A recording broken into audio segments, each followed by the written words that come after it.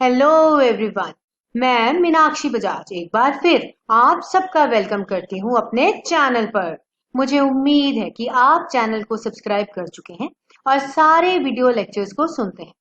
आजकल मैं आपको करवा रही हूँ बैंकिंग का कंप्लीट सब्जेक्ट। ऑलरेडी इसके कई सारे वीडियो लेक्चर्स मेरे चैनल पर अवेलेबल हैं और उसकी प्लेलिस्ट का लिंक डिस्क्रिप्शन बॉक्स में प्रोवाइडेड है। हम जान चुके हैं कि इंडिया का बैंकिंग सिस्टम कैसा है। उसके बाद हमने सीखा कि कमर्शियल बैंक्स किस प्रकार से अपना काम करते हैं। अब हम जानने वाले हैं कि रिजर्व बैंक ऑफ इंडिया कैसे बनाया गया, उसके कैसे ऑर्गेनाइजेशनल स्ट्रक्चर हैं, उसके अलावा क्या क्या फंक्शंस उसमें परफॉर्म किए जाते हैं। टॉपिक है बहुत ही लेंथी पर है बड़ा इंपॉर्टेंट, तो इसको सीखने के लिए कई सारे वीडियो लेक्चर्स मैं आपको प्रोवाइड करूंगी। आज हम स्टार्ट करेंगे रिजर्व बैंक ऑफ इंडिया की हिस्ट्री के साथ और जानेंगे कि कैसा है उसका ऑर्गेनाइजेशन स्ट्रक्चर। स्टार्ट करते हैं हम इस टॉपिक को सीखना कि रिजर्व बैंक ऑफ इंडिया का गठन किस प्रकार किया गया। रिजर्व बैंक ऑफ इंडिया का गठन किया गया किसी की रिकमेंडेशन के ऊपर। रिकमेंडेशन का मतलब होता है सुझाव। तो सुझाव दिया गया था हिल्टन यंग मिशन के द्वारा। उन्होंने बोला कि देश में एक सेंट्रल बैंक की जरूरत है। सेंट्रल बैंक का मतलब होता है एक ऐसा बैंक जो पूरे देश के बैंकिंग सिस्टम का नियंत्रण करता है, देख रेख करता है कि देश में हर प्रकार की स्टेबिलिटी बनी रहे और पैसे की कमी ना आए। तो जब इस सुझाव को मान लिया गया तो यह डिसाइड किया गया कि देश में एक सेंट्रल बैंक बनाया जाएगा और जो सेंट्रल बैंक बनेगा उसके लिए प्रॉपर कानून बनेगा। कानून बनाया गया एक एक्ट की फॉर्म में। एक्ट का नाम था reserve bank of India act 1934। इसी की मदद से रिजर्व बैंक ऑफ इंडिया का गठन हुआ और रिजर्व बैंक ऑफ इंडिया की इस्टेब्लिशमेंट की जो तारीख है वो है 1 अप्रैल 1935। जब रिजर्व बैंक ऑफ इंडिया को बनाया गया उस समय यह बैंक एक प्राइवेटली ओन्ड बैंक था जिसके अंदर सरकार की भूमिका कम थी। पर समय आगे बढ़ा, इंडिया को आजादी मिली। ईयर आया 1949 का। उस समय रिजर्व बैंक ऑफ इंडिया को पूरे तरीके से नेशनलाइज कर लिया गया। नेशनलाइज का मतलब होता है सरकार के हाथों में आ गया इसका दारोमदार और ये एक फुल्ली ओन्ड कंपनी है जिसका अधिकार गवर्नमेंट ऑफ इंडिया के पास है।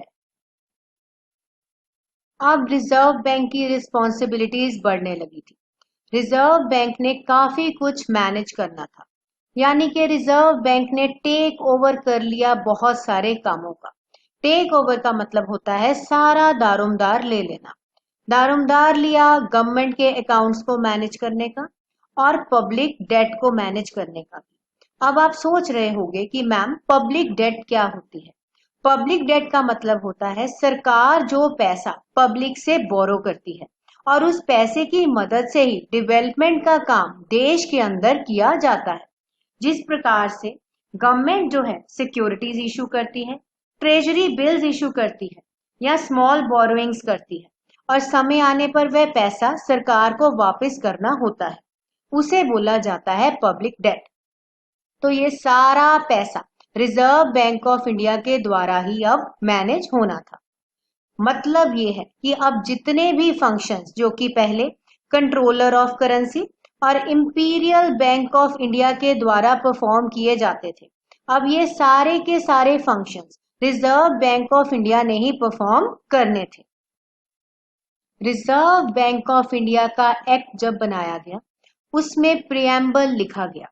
अब प्रियम्बल का मतलब होता है एक ऐसा डॉक्यूमेंट जिसमें पूरी भूमिका दी जाती है कि आरबीआई क्या काम करेगा। इसी एक्ट में यह भी बताया गया कि बेसिक फंक्शंस कौन से होंगे रिजर्व बैंक ऑफ इंडिया के। पहले हम प्रियम्बल जानते हैं रिजर्व बैंक ऑफ इंडिया का। तो ये है प्रियम्बल आरबीआई का। चलिए अब जानते हैं इसके अंदर क्या क्या बताया गया है इस ऑर्गेनाइजेशन के बारे में। रिजर्व बैंक ऑफ इंडिया के पास कई सारे अधिकार हैं। सबसे पहला अधिकार तो है रेगुलेट करने का, मतलब नियंत्रण करने का। क्या क्या रेगुलेट करेगा reserve bank of India? Issue of bank notes, कब कब करेंसी इशू की जाए, कितने रिजर्व्स देश के अंदर मौजूद होने चाहिए, चाहे ये रिजर्व्स फॉरेन एक्सचेंज के हों या गोल्ड के हों। इन रिजर्व्स का होना बहुत ही जरूरी है, क्योंकि अगर एक देश के पास राइट अमाउंट में रिजर्व्स होंगे तभी बनी रहेगी उस देश की मॉनेटरी स्टेबिलिटी। स्टेबिलिटी का मतलब होता है स्थिरता, देश के अंदर मौजूद काफी ज्यादा मजबूती आएगी।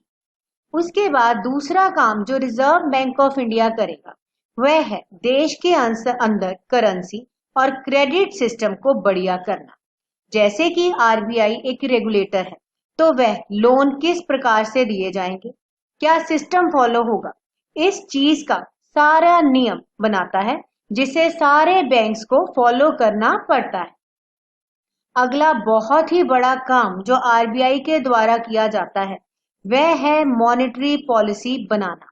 हर साल reserve bank of India monetary policy बनाता है और उसे रिव्यू भी किया जाता है बार बार, ताकि पॉलिसी ऐसी हो कि वह जितनी भी जरूरतें हैं एक देश के अंदर उन्हें मीट कर पाए, उसके अनुकूल हो। इकोनॉमी बहुत कॉम्प्लेक्स होती जा रही है। क्यों हो रही है इकोनॉमी कॉम्प्लेक्स? क्योंकि हमारे पास प्राइवेट सेक्टर भी है, पब्लिक सेक्टर भी है और मिक्स ऑर्गेनाइजेशन भी हैं, जिन्हें पीपीपी बोला जाता है।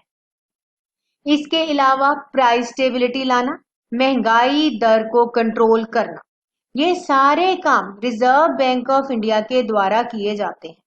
सबके पीछे एक ही उद्देश्य है ग्रोथ का, देश के अंदर तरक्की आए।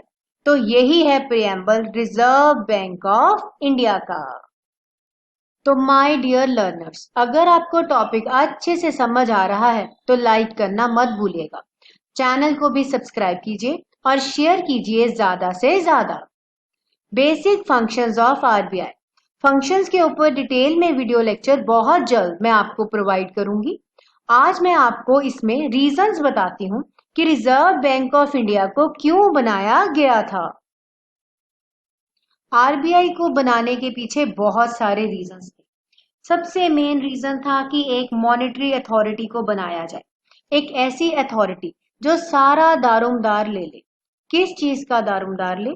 दारोमदार ले वह इशू करने नोट्स। हमारे देश के अंदर जितने भी नोट्स इशू किए जाते हैं, कॉइन्स होते हैं, वह सब आरबीआई के द्वारा ही निर्णय लिया जाता है। देश के अंदर किस समय कितना रिजर्व्स होगा, ताकि देश के अंदर स्टेबिलिटी जो है वो हमेशा ही बनी रहे। क्रेडिट सिस्टम बढ़िया हो, जिसको पैसे की जरूरत है उसे वह पैसा सही दर पर मिले, किसी की भी एक्सप्लॉयटेशन ना। इसका मतलब आपको दूसरा पॉइंट भी समझ आ गया। Reserve bank of India supervise भी करता है पूरे फाइनेंशियल सिस्टम। देश के अंदर ऐसा फाइनेंशियल और बैंकिंग सिस्टम हो कि लोगों का ट्रस्ट बढ़ता जाए, डिपॉजिटर को ये लगे कि मेरा पैसा सेफ है और मुझे उसे एक अच्छे तरीके से मैनेज करने में आसानी हो रही है।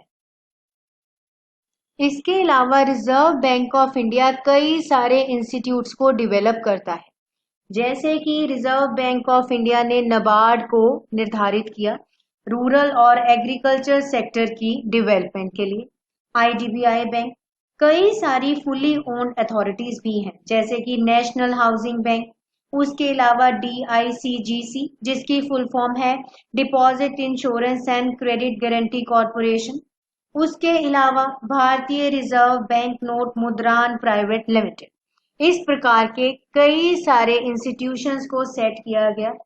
उसके अलावा कई सारे इंस्टीट्यूशंस में माइनॉरिटी स्टेक पैसा भी लगाया, आईडीएफसी में, डीएफएचआई में, STCI securities trading corporation of India में। समय समय पर इन इंस्टीट्यूट्स को बनाया गया। बनाने के पीछे एक ही उद्देश्य था कि हमारे देश की तरक्की होती चली जाए। एक ऐसा फाइनेंशियल इंफ्रास्ट्रक्चर हमारे देश में सेट हो कि हमारी डेवलपमेंट की दर बढ़े, देश में पैसा आए और लोगों को उन्नति का एक अनुभव मिल जाए। समय बीतता चला गया और देश में लिबरलाइजेशन का समय आया। कई सारे और देशों की कंपनीज को इंडिया में वेलकम कर लिया गया। तो इसके बाद रिजर्व बैंक ऑफ इंडिया ने फोकस किया अपने कोर फंक्शंस के ऊपर, जो कि थे मनी की रेगुलेशन। इसके ऊपर ज्यादा से ज्यादा ध्यान दिया। समय समय पर मॉनेटरी पॉलिसी को रिवाइव किया गया और इसमें ये मैक्सिमम कोशिश की गई कि बैंक्स की हर समय सुपरविजन की जाए। कोई भी बैंक कोई ऐसा काम ना करे जिससे किसी भी डिपॉजिटर का हक जो है वह मर जाए। रेगुलेशन रूल्स को एक नियमित रूप से पालन करवाए। जब इनको पालन किया जाएगा, इसमें कई सारे एक्ट्स को आरबीआई यूज करता है, जैसे कि public debt act 1934, securities contract act 1956, इसके अलावा फॉरेन एक्सचेंज मैनेजमेंट एक्ट 1999। इसकी मदद से चीजों को अच्छे से कंट्रोल करता है reserve bank of India. Payment system के लिए रूल्स एंड रेगुलेशंस निर्धारित किए जाते हैं और फाइनेंशियल मार्केट को अच्छे से चलाने के लिए खास तौर पे ध्यान रखा जाता है मॉनेटरी पॉलिसी बनाते समय। कई सारे एक्ट्स भी इसके अंदर मददगार साबित होते हैं। बैंक्स को प्रॉपर्ली रेगुलेट करने के लिए बैंक रेगुलेशन एक्ट 1949 है। इसके अलावा reserve bank of India act, जिसे कि अमेंड किया गया था सन 2006 में, उसको भी यूज किया जाता है।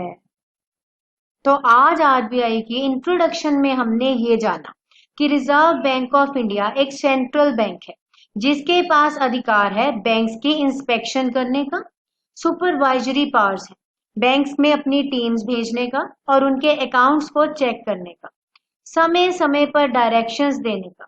और ये डायरेक्शंस का एक ही बेसिक रूल होता है कि पब्लिक इंटरेस्ट का ध्यान रखना, बैंकिंग सिस्टम को इस प्रकार से चलाना कि किसी भी डिपॉजिटर का इंटरेस्ट हार्म ना हो। इसके अलावा डायरेक्शंस दी जाती हैं इंटरेस्ट रेट्स के ऊपर, लेंडिंग लिमिट्स के ऊपर, इन्वेस्टमेंट्स कौन कौन सी कर सकते हैं बैंक्स उसके ऊपर, और भी कई सारे मैटर्स के ऊपर। तो ये था हमारा आज का वीडियो लेक्चर, जिसमें हमें ये क्लैरिटी हो गई कि क्रेडिट सिस्टम को कंट्रोल करना इंडिया के रिजर्व बैंक ऑफ इंडिया की ड्यूटी है और वह इस ड्यूटी को एक प्रॉपर ऑर्गेनाइजेशन स्ट्रक्चर की मदद से निभाता है। तो अगले वीडियो लेक्चर में हम जानेंगे कि रिजर्व बैंक ऑफ इंडिया में किस प्रकार का ऑर्गेनाइजेशन स्ट्रक्चर है। तो मैं मीनाक्षी बजाज अभी तो आपको कहती हूँ गुड बाय, पर आपको मिलूंगी बहुत जल्द एक नए वीडियो लेक्चर में। तब तक आप जुड़े रहिए, मिलते हैं बहुत जल्द।